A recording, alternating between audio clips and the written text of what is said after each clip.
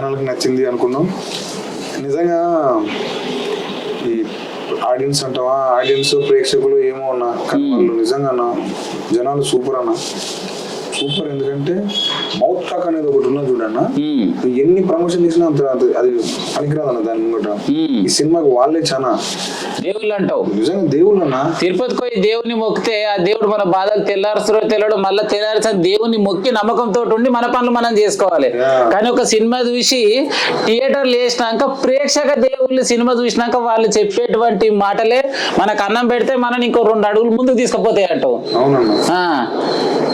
మొత్తం మీద ఎట్లా అనిపిస్తుంది అన్న సినిమా ఇంత మంచిగా సక్సెస్ అయినందుకు? మాటలు చెప్పలేను.